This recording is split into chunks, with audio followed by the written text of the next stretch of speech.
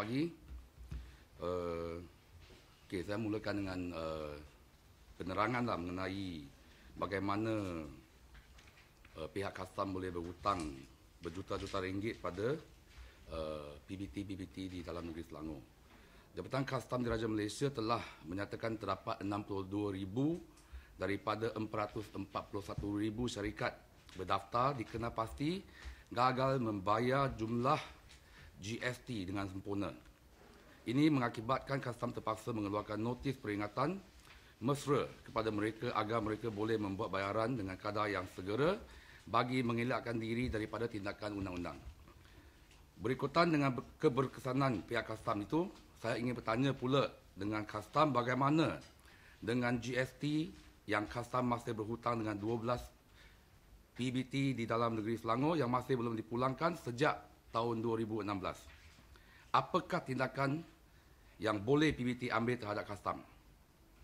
Menurut maklumat yang diperolehi, bagi tahun 2016 sahaja, pihak custom masih berhutang sejumlah RM36,986.95 kepada 12 PBT dalam negeri Selangor. Pecahan je boleh didapat dalam jadual ini. Okey. Dan ini merupakan sesuatu yang tidak boleh terimalah. Kerana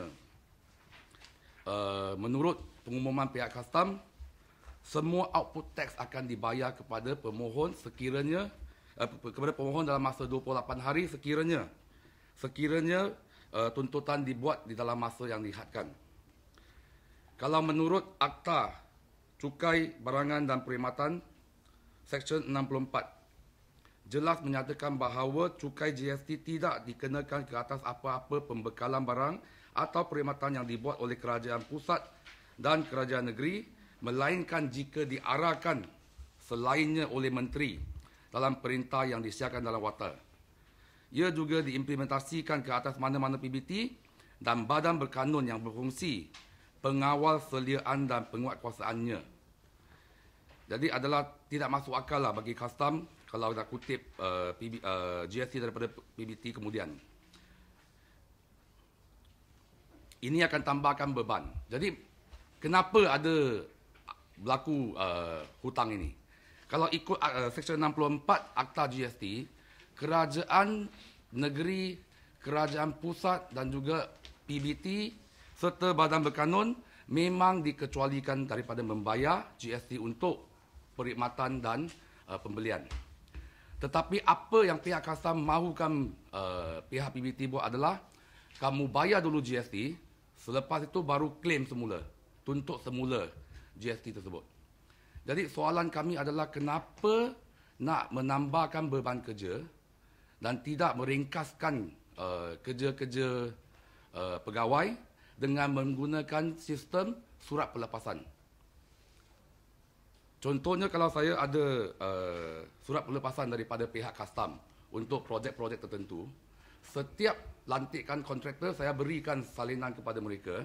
Mereka boleh meletakkan kadar GST pada 0% dalam invoice. Jadi lepas tu barulah kontraktor itu ataupun supplier itu buat tuntutan terus dengan custom dan tidak melibatkan PBT.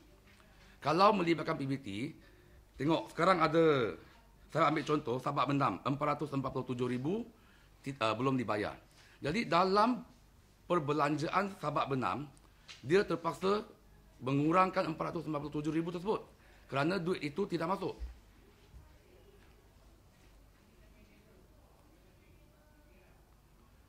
Dan saya sudah semak dengan beberapa orang pakar perakaunan.